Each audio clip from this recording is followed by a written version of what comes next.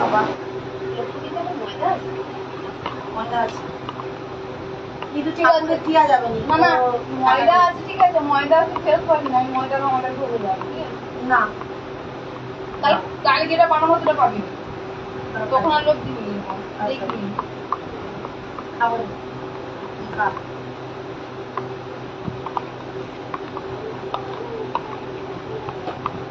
কি বানাবি আগে শুন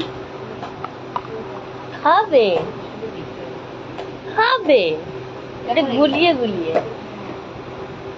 হচ্ছে সেই কি বলতো প্যাক আলু মাছের মতো ওই মা একটা কথা বলছি সেই কি করে করেছিল আমাকে একটু বল না রবিবার মেয়েটা আসতে করে দেবো রাত্রিবেলা একটু আনন্দ দিতে দিলে ওই যে এটা নানটা তুমি খেয়েছিলে ভালোই ছিল ওই একবার বলনি তো ভালোই ছিল মাংসটাও ভালো হয়েছিল নানটাও দেখেছিস ইস্ট কত কিনতে পাওয়া যায় কত দাম এদের কাছে আজ 1 চিমটি নিয়ে নিবে 1 চিমটিতে নিয়ে যাবে আর কি দিয়েছিস টক দই কতটা পরিমাণ দিতে হবে তুমি যদি ধর দুজনে আমি ধর 250 ময়দা দেই 250 ময়দা করবে ওটা তুমি যদি লুচির মতো ছেঁকে নাও আরো ভালো হবে তেল দিয়ে ওই যে 250 ময়দা এই যে চামচ এর এই এতটা পর্যন্ত ইস্ট দেবে আর এই চামচে 2 চামচ দই দেবে না 10 টাকা দই হলে হবে না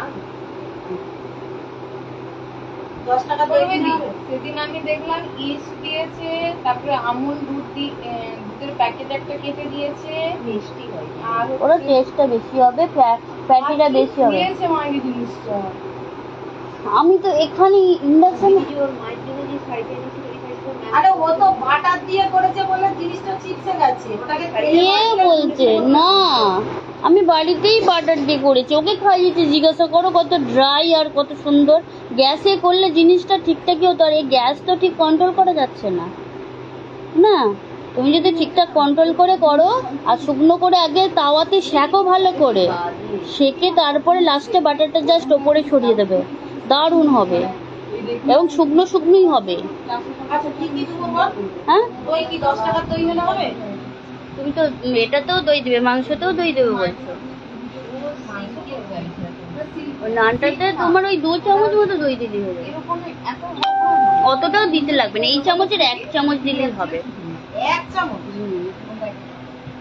বেশি দিলে কি হয় ইস্টটা তো তুমি দিলে বেশি দিলে কি হয় বেশি দিলে একটা অন্য টকটক গন্ধ করতে পারে টকটক গন্ধ দইয়ের যে গন্ধটা সেটা চলে আসতে পারে দিয়ে একটু বাটার দিলে অল্প করে বা সাদা তেলও দিতে পারো ওই জায়গায় দিয়ে মাখিয়ে ওটা রেখে দেবে ঘন্টা 2-3 মানে তো ময়দা ইস্ট আর হচ্ছে টক দই ওরবিদি তোমার মায়ের জন্য যে শাড়িটা নিয়েছিল ওটা কি শাড়ি বলছো এমনি পিওর সিল্ক করছিল শাড়ি সব ও তো দোকানটা চেনে নিয়ে চলে যাবে একদম সামনেই আছে পিওর সিল্ক খুব কমের উপর মোটামুটি 2000 টাকার নিচে তুই পিওর সিল্ক করতে পারবি তুই যত দামে উঠবি না ও তো পিওর সিল্ক বলছে তো ওর মাইজও ভুলে আমি জানি ও নিজেও ভুলে গেছে আবার ছবি পাঠাতে বলবে না মায়ের কাছে ছবি নেই আমার দাদা কেমন ফোন আছে তুই ওটা নিবি তো তো আমার সঙ্গে কোথায় উলবেরিয়া আমার মাথায় আছে আমি যে কি কিনেছি আমার মাথায় আছে ওই কোথা থেকে নিয়েছিস সেম জিনিসটা তো পছন্দ করে নিতে পারবে ওই রুবি কোনখানটাতে আছে স্বপনে ঢুকলি তো যেখানটা ক্যাশ কাউন্টার তার পাশেই যে বুড়োটা আছে ওই সামনের একদম আলমারির 3 নম্বর থাকে নিচ থেকে 3 নম্বর ওরকম ধরনের কোয়ালিটি আরো 2-3টা রকমের আছে না আলাদা আলাদা প্রিন্টেড না সেগুলো খসখসে টাইপের একটা সব ওই কোথা থেকে কিনেছিস স্বপন আরেকটা সে এরা স্বপন রূপালি থেকে যেটা নিল ওটা তো মক মল না মল মল কি বলে রূপালি থেকে মল হ্যাঁ ওইটা প্রিন্ট ওটা সুতি সুতি নিবি ওগুলো বেশি দিন রং মেয়ে থাকবে না আর ওটা খুব পাতলা সুতি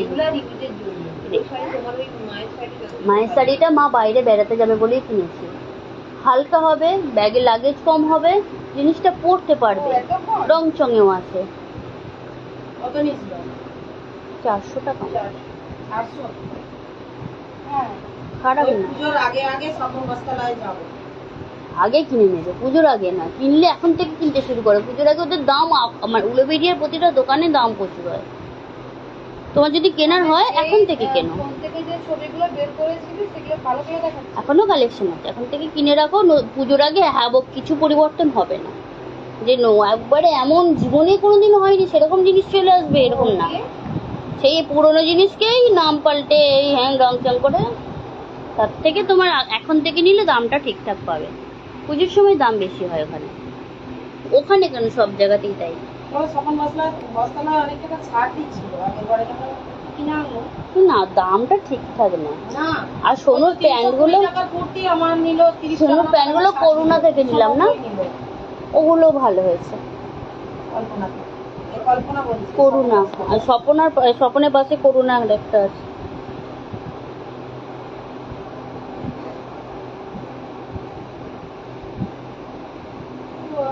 কি হয়েছে না, আমি ওই রকম হালকা শাড়ি দেখে 3টে নিতে হবে। শাশুড়ি আমার মায়ের। Good morning. এবছর অনেক টাকা খসবে আমার। ওয়েলকাম দেবব্রত চক্রবর্তী, না দিবাকর চক্রবর্তী। হ্যাঁ, যে ছবিটা দেখতে পাচ্ছেন এটা মেরি স্ন্যাক্সে আমার খুব প্রিয় জিনিস। হ্যাঁ কি আছে ওকে, বেদানা মানে আনার, ম্যাঙ্গো, আম আর দই আছে। হ্যাঁ টক দই, ইয়োগার্ট।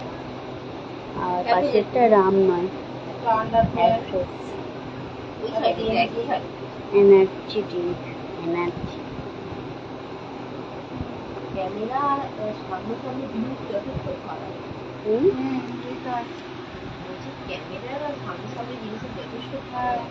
এতে তো লেন্সটা মাপা, আছে, কিন্তু এতে তো নেই।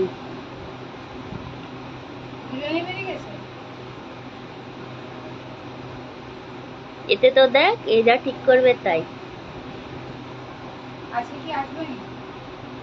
তো।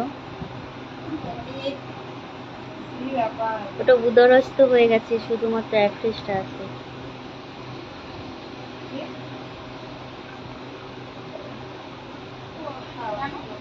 বাড়ি থেকে সেভাবে কিছু টিফিন ব্রেকফাস্ট আজকে ওই ফর্মুলা 1 খেয়ে এসেছিলাম, মানে আমার নাম্বার 1 ব্রেকফাস্ট। তারপরে এটা খেলাম। নমস্কার ম্যাডাম, ভালো আছেন? হ্যাঁ, আপনাকেও প্রতি নমস্কার জানালাম, আপনিও ভালো থাকবেন। আমি ভালো আছি, কারণ নিজে না ভালো থাকলে লোককে ভালো রাখবো কি করে, তাই না? আর কে আছেন জয়েন করে যান, চটপট জয়েন করে যান। আজকে হয়তো আমি গেস্ট নিতেও পারি।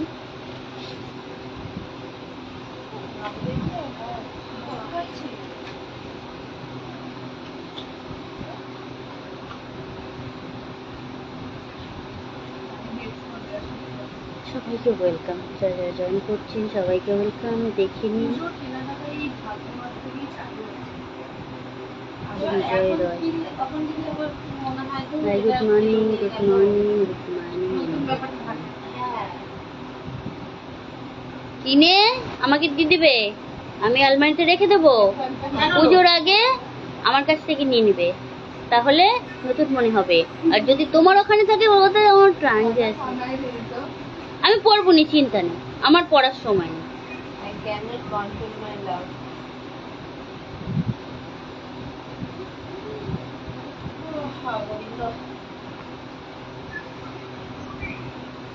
আর যদি স্ট্যান্ডার্ড মেনটেন করতে চাও তাহলে ওই পুজোর সময় কিনবে। আমি এত লাখ টাকার কিনেছি, শপিং করেছি, সে করতেই পারো। মায়ের মেয়ে চাকরি করছো, না করার কিছু নেই। মায়ের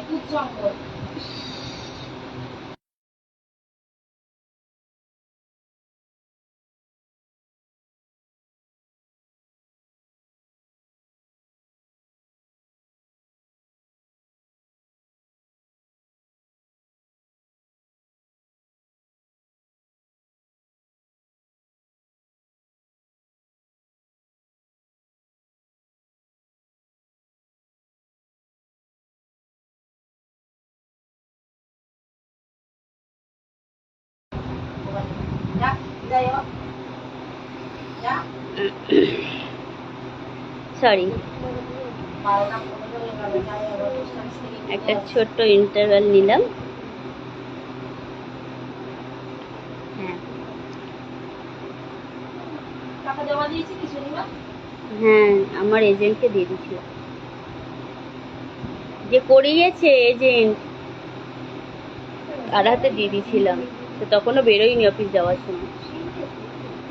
তোকে বললাম যে আছো বাড়িতে, তোমাকে ফোন করার পরে ফোন করেছিলাম, বললো হ্যাঁ এখনো আছে, তাহলে নিয়ে যাও টাকা। একবার পোস্ট অফিস থেকে ঘুরে চলে আসছি, বইটা দিয়ে এসছি, কাজ হয়নি বলে রেখে এসছি। গো ভালো চলে ছেলে, আসি, নাহলে ভুলে যাবো। ছেলেটা খুব ভালো।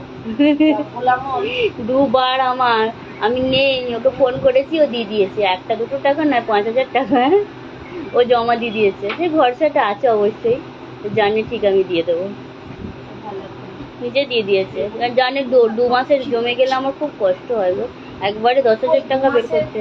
ধর এই মাসে আমি দিতে পারিনি, পরের মাসে যদি দিই, 2 মাসের দিতে হবে, 1 মাস দিতে পারবে না। না আমি সেটা বলছি 2 মাসের তো দেবো। ও কি আবার এর নেবে, সুদ নেবে? কিন্তু দিতে তোমাকে ডবল হবে, পুরোটা আপ টু ডেট করতে হবে, সেই মাস পর্যন্ত দিতে হবে, মানে জমা দিতে পারবে না, 6 মাসের টাকা একসঙ্গে দিতে হবে। সম্ভব বলো না, আমার খুব চাপ হয়ে যায়।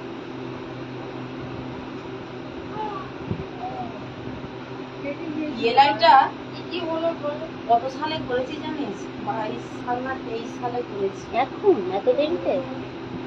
আমরা করেছি বিএলআই, কিন্তু জানি আমরা না বিএলআই বলছি, পিপিএফ।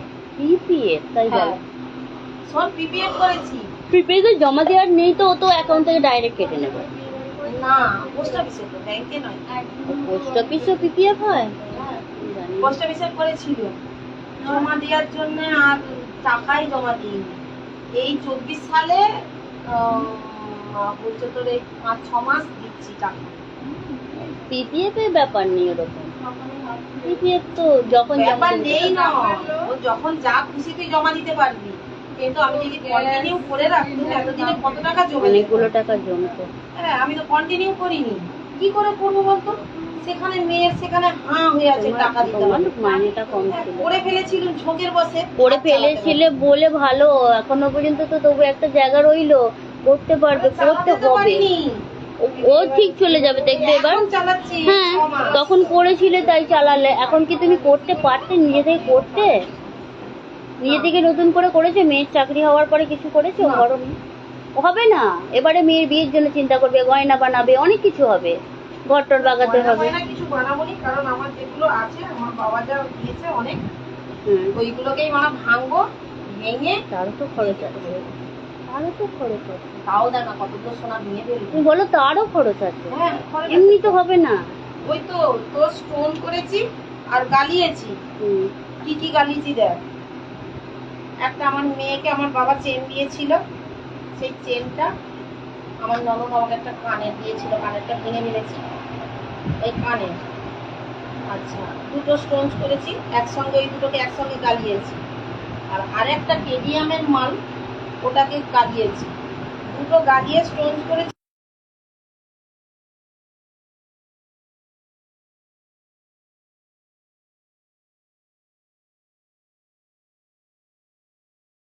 জিনিস তোমার জিনিস হোক আর যার জিনিসই হোক, অন্যের যদি জিনিস হয়, তুমি গালিয়ে স্টোনস করে নিয়ে এসো, তোমার যা সোনা সেটাই নেবে, ঠিক আছে?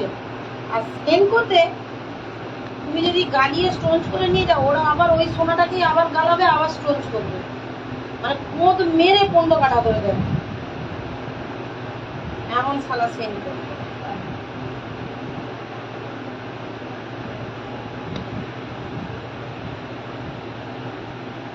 বিশ্বাস বিশ্বাস।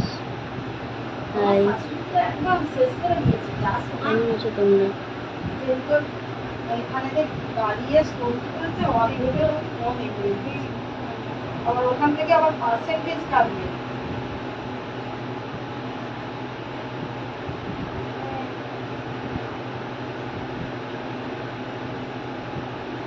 আমার একটা প্রশ্ন আছে, যে ছোট ছোট টিপসগুলো আমি দিই, এগুলো কি কারো কোনো ভালো লাগে? যদি লেগে থাকে কমেন্ট করবে। কারণ আপনাদের রেসপন্স আমাকে অনুপ্রেরণা দেওয়ার, হয়তো বেটার কিছু দেবো, ভালো কিছু এনে দেবো আপনাদের জন্য। আমার যেটুকু এডুকেশন তার মধ্যে থেকে যেটা বেস্ট সেটা নিয়ে আপনাদেরকে আমি দেওয়ার চেষ্টা করব।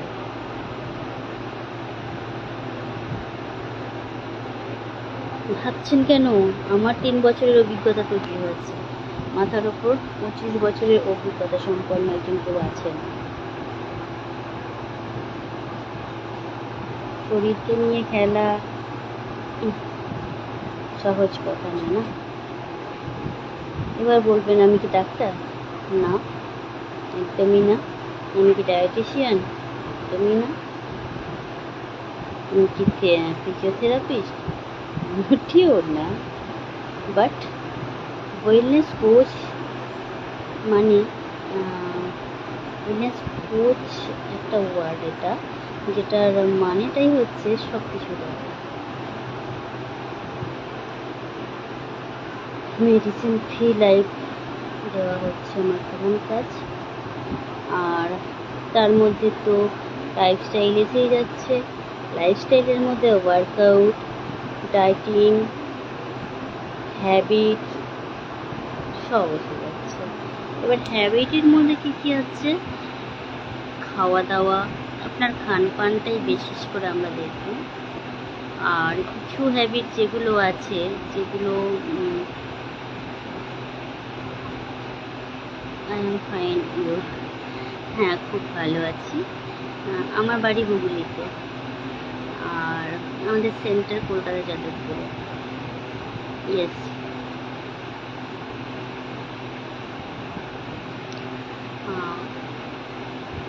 এগুলোই আমরা চেঞ্জ করে থাকি। ঘুম থেকে ওঠার আগে থেকে এবং ঘুমাতে যাওয়ার পর পর্যন্ত আপনাদের কী কী করা উচিত, কী কী করা উচিত না, daily lifestyle, everything. Busy schedule, free schedule, বাড়িতে বসে থাকেন, সবার জন্য আলাদা আলাদা পার্সোনালাইজ রুটিন, ডায়েট চার্ট, যা বলবেন আপনার কোচ আপনাকে করে দেবে। আর সবার জন্য পার্সোনাল কোচ এখানে অ্যাপয়েন্ট করা হয়। হ্যাঁ হ্যাঁ, একজনের জন্য একজন কোচ থাকেন। হ্যাঁ, কোচের হয়তো অনেক স্টুডেন্ট থাকতে পারে, বাট আপনার জন্য, আপনার ভালো মন্দ বলে দেওয়ার জন্য, ভুল ধরিয়ে দেওয়ার জন্য একজন কাউকে আপনি পেয়ে যাবেন, যে কিনা আপনাকে হেল্প করবে, সব সময় আপনাকে হেল্প করবে। কখন ঘুমাতে যাবেন, কখন উঠবেন, ঘুমোতে যাওয়ার সময় বিছানার পাশে কি কি থাকবে, কি থাকবে না, সারাদিন সকাল থেকে ঘুম থেকে ওঠার পরে কি খাবেন, কি খাবেন না, শোয়ার পজিশন কোনটা ভালো কোনটা খারাপ, জল কেমন করে খাবেন, কিভাবে খাবেন, সে করে খাবেন, কতটা পরিমাণ খাবেন, এভরিথিং আপনাকে শেখানো হবে। আর এই জলটা কিন্তু খুব গুরুত্বপূর্ণ জিনিস।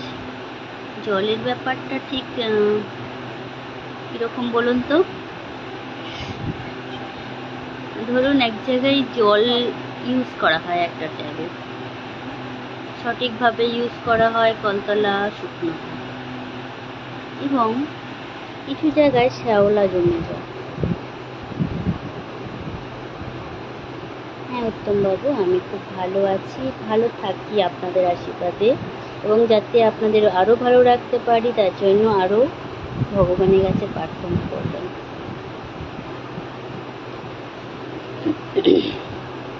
জলটা ওই রকম, ধরুন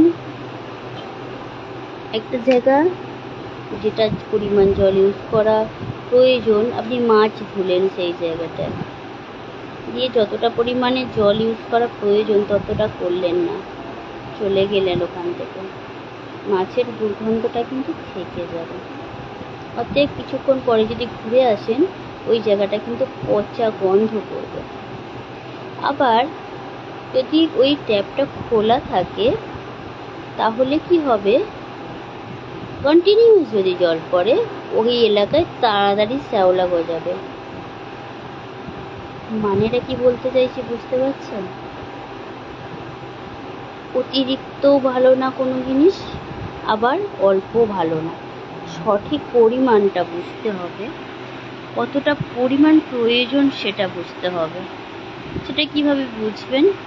তার জন্য কোচ আছি না আমরা নিউট্রিফিটে। আমাদের নিউট্রিফিটে এরকম অনেক কোচ আছেন যারা প্রতিনিয়ত ট্রেনিং নিচ্ছে আপনাদের উপকার করবে বলে, আপনাদের ভালো রাখবো বলে। আর আমাদের সিস্টেমে যারা আছেন তারা জিজ্ঞাসা করে না কেমন আছো গো, জিজ্ঞাসা করে না। আমাদের মর্নিং শুরু হয় গ্রেট মর্নিং দিয়ে, গুড মর্নিং না, গুডের থেকে বেশি হয়ে যায় আমাদের great. So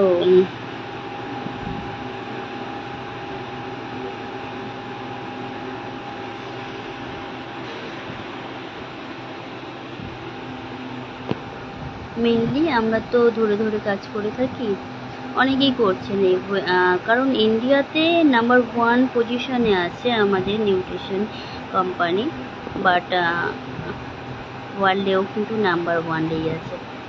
breakfast number 1, formula number 1। So 1 থেকে 10 পর্যন্ত কিন্তু হার্বাল নিউট্রিশনই আছে, পরবর্তীকালেও হয়তো তাই থাকবে, কারণ এখনো পর্যন্ত টিকা দিয়ে কেউ উঠতে পারেনি। এবার বলবেন আমি তো বাড়ির খাবার খাই, ভালো খাবার, হেলদি খাবার খাই, শুধু পেট থেকে একটু বেড়ে গেছে। আর সকালবেলা ঘুম থেকে উঠে একটু যে ওই ট্যাগ দিয়ে দিই আর কি, জিনরেন আরও কত কিছু ট্যাগ হয় না, সেই ট্যাগ একটু ট্যাগ করে নিই খালি পেটে, না খেলে সারাদিনে কি খাবো না খাবো অ্যাসিড হবে।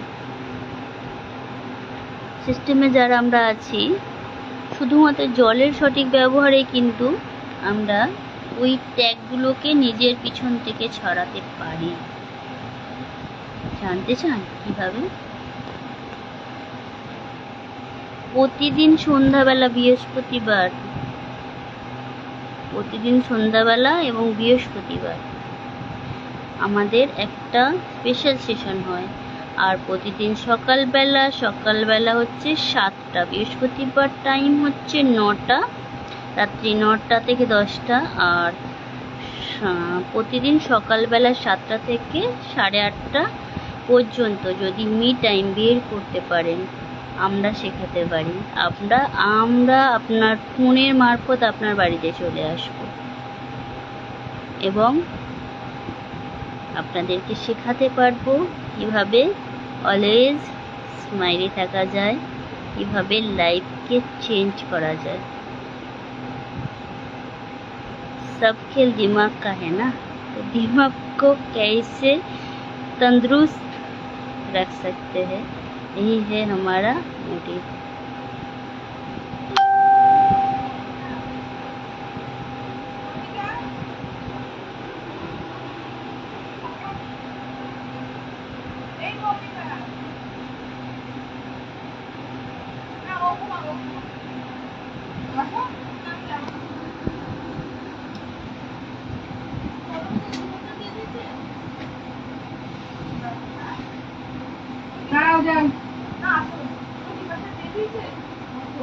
তোকে ডিপার্চার দিয়েছে, ডাকছে দিয়েছে, আমি দিব তো বললো, শুনলাম ডাকছি, বলছে ভালো চলে যাও। হ্যাঁ চলে যা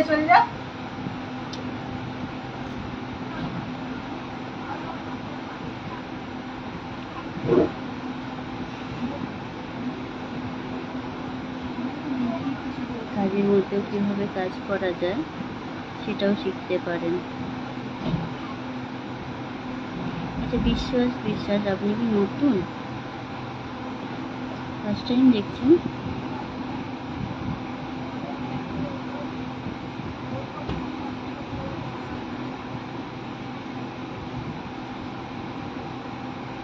চলুন আর দীর্ঘায়িত করবো না, যথেষ্ট হয়েছে। নেক্সট টাইম হয়তো যদি কাল সময় হয় আবার আসবো। Tata, bye bye. নোটিশ দিয়ে আসবো আধ ঘন্টা আগে। সঙ্গে থাকবেন, ভালো থাকবেন।